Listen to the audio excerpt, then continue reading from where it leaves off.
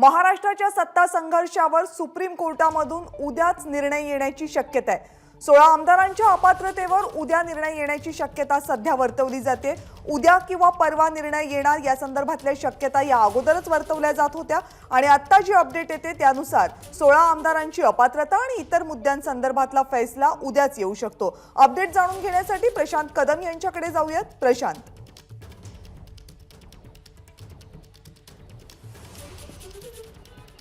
या संपूर्ण राजकीय नाट्यामध्ये महाराष्ट्रातल्या आता घटका समीप आलेली आहे आणि ती तारीख, ती वेळ जी आहे ती सुद्धा जवळपास निश्चित झालेली आहे। कारण आज सुप्रीम कोर्टामध्ये एका दुसऱ्या केसच्या दरम्यान सरन्यायाधीश धनंजय चंद्रचूड यांनी ही टिप्पणी केलेली आहे आणि संकेत दिलेले आहेत की उद्या 2 कॉन्स्टिट्यूशनल बेंचचे जजमेंट्स म्हणजे घटनापीठाचे निकाल आम्हाला द्यायचे आहेत आणि त्यामुळं म्हणजे उद्या काय काय कामं आहेत याचा संदर्भ ते देत होते आणि त्यावेळी त्यांनी सांगितलेलं आहे की उद्याची सकाळ आमची खूप म्हणजे कामांनी भरलेली आहे। कारण एक जे न्यायमूर्ती अहमदी यांचं निधन झालं त्याच्यानंतरची एक फुल कोर्ट रेफरन्स आहे आणि पाठोपाठ 2 महत्त्वाचे निकाल आम्हाला द्यायचे आहेत आणि साहजिकच हे 2 निकाल कुठले आहेत तर या घटनापीठानं दिल्ली आणि केंद्र सरकार आणि सोबत महाराष्ट्राच्या सत्ता संघर्षाचे निकाल हे 2 निकाल राखून ठेवलेले आहेत आणि त्यामुळं उद्या महाराष्ट्राच्या सत्ता संघर्षाचा निकाल येणार ही जवळपास एक दाट शक्यता बनते आहे।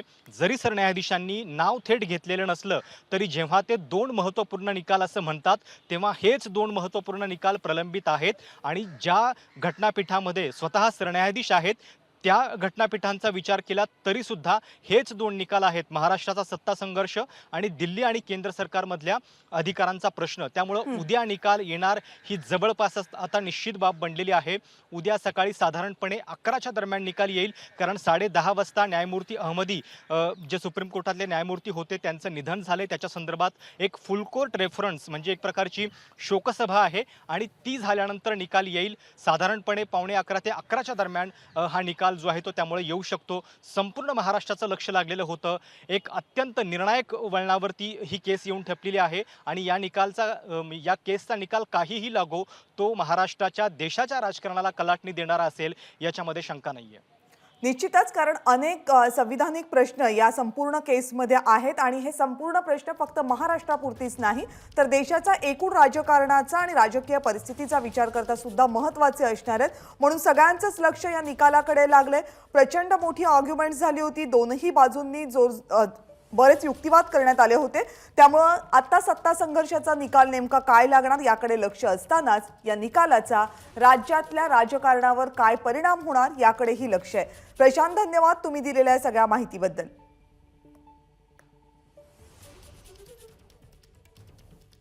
आणि ज्येष्ठ विधिज्ञ उदय वारुंजीकर आता आपल्या सोबत आहेत। सर, स्वागत आहे आपलं।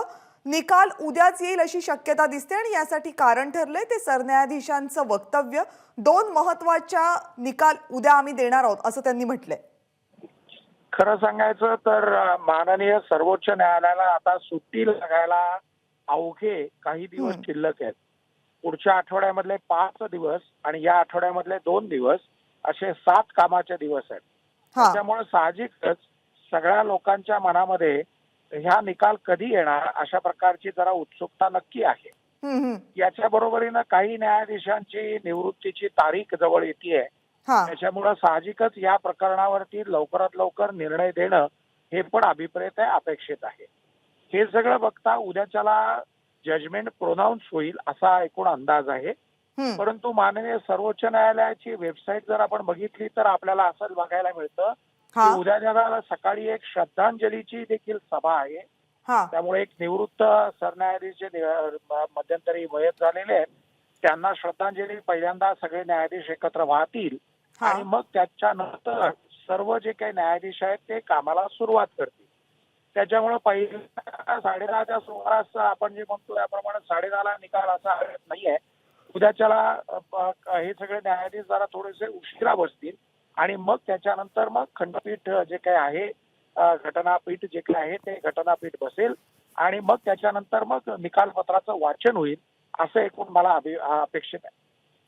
म्हणजे साधारण उद्या किंवा परवा हा निकाल येऊ शकतो आणि सगळ्यात जास्त शक्यता आहे उद्याचीच, याचे स्पष्ट संकेत दिसतात। हे येणार ही गोष्ट तर आहेच आहे, कारण समजा जर का त्यांनी नाही जर निकाल दिला हा. तर त्याच्याप्रमाणे परत सुनावणी घ्यावी लागेल. त्याच्यामुळं हे निकालपत्र आता येणारच आहे. आता उरला प्रश्न की न्यायिक कामकाजामुळं त्या ठिकाणी जी काही कामाची जी पद्धत आहे ती पद्धत बघता आता निकालपत्राचं नुसतं वाचनच होणार आहे किंवा निकालपत्राच्या नंतर सर्वात शेवटी कदाचित परत एकदा युक्तिवाद करायला दोन्ही बाजूला संधी देखील मिळू शकते. कारण समजा जर का एका पक्षाच्या बाजूने निकाल लागला, त्याचं निकालपत्राचं वाचन झालं, तर त्या वाचनाच्या आधारावरती आम्हाला तात्पुरती काही अजून वेळ द्या. त्याला आम्ही म्हणतो की स्थगिती जी असेल ती पुढे काही दिवस, काही तासासाठी, काही दिवसांसाठी किंवा काही महिन्यांसाठी चालू ठेवा. अशा प्रकारची सुद्धा विनंती केली जाऊ शकते. किंवा जो काही त्यामध्ये जो काही अंतरिम जो काही आदेश होता त्या अंतरिम आदेश चालू ठेवायचा का नाही ठेवायचा या बाबतीमध्ये देखील निकालपत्राचं वाचन झाल्यानंतर एक छोटासा युक्तिवाद त्या बाबतीमध्ये होण्याची शक्यता असू शकते. बरोबर. त्यामुळे सगळ्यांचंच लक्ष आता उद्याकडे लागलंय, सुप्रीम कोर्टाकडे, कारण हा निकाल उद्याच येण्याची शक्यता आता जवळपास स्पष्ट होतीये. आणि आज संध्याकाळी एकदा मॅटर्स लिस्ट झाले की आपल्याला सगळ्यांनाच कळेल की उद्या साधारण किती वाजता आपल्याला निकाल अपेक्षित असू शकतो. सर धन्यवाद, तुम्ही एबीपी माझाशी संवाद साधलात आणि हे एक्सप्लेन केलं सगळ्या कायदेशीर बाबी त्याबद्दल. आणि त्यानंतर राजकीय विश्लेषक अभय देशपांडे आत्ता आपल्यासोबत आहेत. अभय सर, कायदेशीर बाबी अनेक आहेत आणि निकाल उद्या येण्याचे संकेतही स्पष्ट मिळत आहेत, पण मग याचा परिणाम राज्याच्या राजकारणावर काय होणार हा सगळ्यात महत्त्वाचा प्रश्न आहे. आत्ता नेमक्या काय हालचाली सुरू आहेत? नाही, निश्चितपणे मागच्या काही दिवसांपासून जी एक अस्वस्थता होती किंवा एक अनिश्चितता होती सरकारच्या संदर्भातली किंवा विरोधी शिवसेनेचं भवितव्य काय असणार या संदर्भात, ती मला वाटतं की आता उद्याच्या निकालानंतर ती संपेल. जर सरकारच्या बाजूने निकाल आला तर सरकार हे पूर्ण स्थिर होऊन पुढचं कामकाज त्यांना अधिक स्वस्तपणे करता येईल. त्याबरोबर शिवसेनेचंही पुढचं भवितव्य काय असेल त्याच्याशी निगडीत असणार आहे. कविता एक निश्चित आहे की हा जो निकाल आहे हा केवळ महाराष्ट्रापुरता नाही, हा एक देशासाठी एक पथदर्शी निकाल असणार आहे की घटनेच्या 10व्या परिशिष्टाप्रमाणे पक्षांतर बंदी कायद्यातल्या ज्या लूप होल्स आहेत त्या या निमित्ताने पुढे आलेल्या आहेत. की 2/3 आमदारांचा गट बाहेर पडला आहे तो का त्यांनी फक्त आपला गटनेता बदलला आहे या संदर्भात निर्णय होईल.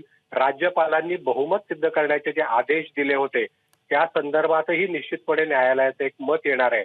आणि विधान अध्यक्ष अपात्रतेच्या संदर्भातली सुनावणी ही सभापतींकडे होणार की न्यायालय त्याच्या संदर्भात काय भूमिका घेणार, मला वाटतं ही अतिशय महत्वाचा असा निर्णय असेल. नाबाम रेबियाचं एक प्रकरण आपल्याकडे लँडमार्क जजमेंट म्हणून आतापर्यंत आपण बघतो, परंतु मला वाटतं की या प्रकरणामध्ये अनेक प्रकरणातले मुद्दे एकत्रितपणे आलेले आहेत. त्याच्यामुळे निश्चितपणे हे एक लँडमार्क जजमेंट असणार आहे पुढच्या दृष्टीने. आणि मला वाटतं की महाराष्ट्राचं भवितव्य याचं तर ठरेलच, सरकार स्थिर होईल का अस्थिर होईल याचाही निर्णय मला वाटतं होईल. साधारणतः सुनावणीच्या वेळेस जे न्यायमूर्तींचे रिमार्क्स होते ते बघता उद्धव ठाकरे यांनी दिलेला राजीनामा हा कदाचित या सगळ्या प्रकरणातील कळीचा मुद्दा ठरून कदाचित हे प्रकरण मला वाटतं की सभापतीकडे अपात्रतेच्या संदर्भातला येऊ शकतं असं संकेत आहेत. परंतु आता निश्चित काय आहे ते उद्या आपल्याला स्पष्ट होईल. त्यामुळे सगळ्यांचंच लक्ष असण्याचं महत्त्वाचं कारण तुम्ही जसं सांगितलं तसं की सरकार स्थिर राहणार की सरकारच्या स्थिरतेवर काही परिणाम होणार या संदर्भातलं महत्त्वाचं उत्तर उद्याच्या याच निकालातून आपल्या सगळ्यांना मिळणार आहे. त्यामुळे सत्ता संघर्षाचा निकाल उद्याच येतो का, तो निकाल काय येतो, त्या निकालाला स्थगिती दिली जाते का, आणि जर निकाल आला त्याला काहीही स्थगिती दिली गेली नाही तर राज्याच्या राजकारणावर त्याचा काय परिणाम होतो, हे सगळे महत्त्वाचे प्रश्न आहेत. शिवसेना ठाकरे गटाचे खासदार अनिल देसाई आता आपल्या सोबत आहेत. अनिल देसाई सर, जवळपास उद्या निकाल येणार हे आता निश्चित मानलं जातंय. शिवसेना ठाकरे गटासाठी हा निकाल अत्यंत महत्त्वाचा असणार आहे, पक्ष म्हणून सुद्धा आणि राज्यातल्या सत्तेतना पायउतार होताना जे काही घडलं, ज्या काही निर्णय घेतले गेले त्याच दृष्टीने सुद्धा. हा निर्णय अगदी महत्वाचा असेल. या निर्णयाची उत्सुकता शिगेला पोचली आहे. राजकारणीच नव्हे तर सर्वसामान्य लोकांनाही, कारण भारताची लोकशाही जी देशामध्ये आणि जगामध्ये मोजली जाते किंवा जगामध्ये आपण भारताची समृद्ध लोकशाही आहे म्हणून मिरवतो, त्या भारताच्या लोकशाहीमध्ये जे महत्वाचे पेच निर्माण झाले या महत्वाच्या महाराष्ट्रातील घडामोडींमुळे, त्याचा निर्णय उद्या येतोय आणि माननीय सर्वोच्च न्यायालयावर आमचा पूर्ण विश्वास आहे की तो निर्णय लोकशाहीला साजेसा संविधानाला धरून त्या संविधानाच्या तरतुदींना धरून निश्चितच निर्णय येईल आणि तो स्वागतार्ह असेल. आणि बाकी ज्या काही गोष्टी असतील, बाकी त्याच्यानंतर काय करायचं, कशा रीतीने करायचं, हे सगळं माननीय उद्धवजींच्या नेतृत्वाखाली पुढची वाटचाल ठरेल. पण तुम्हाला काय वाटतं, सरकार स्थिर राहील? निर्णय येईल ना, निश्चितच आमच्या बाजूने येईल. म्हणजे तुम्हाला सरकारच्या स्थिरतेवर विश्वास नाहीये निर्णयानंतर? सरकारची स्थिरता हा विषयच येत नाहीये. याचं कारण की ज्या पद्धतीनं हे सरकार मुळात आलं अस्तित्वात आणि त्या अगोदर जे पायउतार करण्यात आलं, ज्या पद्धतीनं ते सगळं लोकांनी पाहिलं, कायद्यातील तरतुदींना डावलून अगदी वाटेल त्या रीतीने झालं आणि त्याची पुरेपूर चर्चा, त्यावर आर्ग्युमेंट जी झाली ही सर्वोच्च न्यायालयामध्ये अगदी टोकाची झाली. कपिल सिब्बल, अभिषेक मनु सिंघवी, कामत यांनी जी बाजू मांडली ती सगळ्यांनी पाहिली आहे आणि त्या तरतुदी त्याप्रमाणे संविधानातील तरतुदींना धरूनच चांगल्या रीतीने झालं. आणि ज्या काही गोष्टी सर्वोच्च न्यायालयाचा 5 जजेसचा जो बेंच होता त्यांच्या येथे सुद्धा झालेल्या आर्ग्युमेंट, त्या ज्या चर्चांमध्ये समोरून केल्या गेलेल्या चर्चांना उत्तर देताना वगैरे या सगळ्या गोष्टी अगदी साधारण माणसानं सुद्धा आणि कायदेतज्ञांनी तर त्यावर वेगवेगळ्या कायदेतज्ञांनी वेगवेगळ्या राज्यातून, महाराष्ट्रातून तर कायदेतज्ञांनी चांगल्या रीतीने केलंच आहे भाष्य, परंतु इतर राज्यातील सुद्धा जे कायदेतज्ञ, देशाच्या पातळीवर जे अगदी कायदेतज्ञ म्हणून ज्यांना ओळखलं जातं, त्यांनी या बाबतीमध्ये स्पष्टोक्ती केलेली आहे की कशा रीतीनं हा निर्णय पात्रतेचा असेल, राज्यपालांच्या त्यांच्या जो काही त्यांची कार्य करण्याची पद्धत असेल किंवा त्यांची जी कक्षा ओलांडून कक्षा मर्यादित याच्यामध्ये त्यांच्या ज्या मर्यादा ओलांडलेल्या गोष्टी आहेत त्या सगळ्या खरं तर सगळ्यांसाठीच हा निर्णय महत्त्वाचा आहे, पण तुमच्यासाठी हा निर्णय खूप जास्त महत्त्वाचा यासाठी सुद्धा ठरतो कारण या सगळ्या निर्णयामध्ये कळीचा जो मुद्दा मांडला गेलाय किंवा तुमच्यासाठी अडचणीचा असलेला मुद्दा जो प्रकर्षानं समोर आलाय तो उद्धव ठाकरे यांचा राजीनामा, मुख्यमंत्री पदावरून राजीनामा देण्याचा निर्णय. खरंच वाटतं हा टर्निंग पॉइंट ठरू शकतो या निकालामध्ये?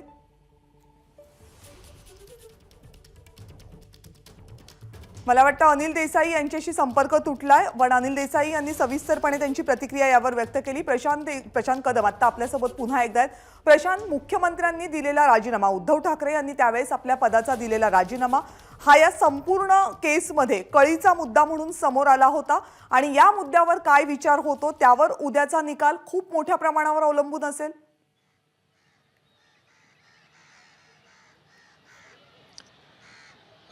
नक्कीच. खरं तर ठाकरे गटाकडनं हा युक्तिवाद केला जात होता की स्थिती पूर्ववत करा, पण आपण एक लक्षात घ्यायला पाहिजे की देशामध्ये अशा पद्धतीनं कोर्टाच्या निकालानं पुनर्स्थापित झालेलं सरकार हे केवळ अरुणाचलमध्ये झालेलं आहे, नबाम रेबिया केसमध्ये. आणि त्याही केसमध्ये मधल्या काळामध्ये राष्ट्रपती राजवट होती, म्हणजे कंटिन्युइंग तिथं दुसरे कुठले मुख्यमंत्री नव्हते, त्यामुळं तो निकाल जो आहे तो कोर्टानं दिलेला होता.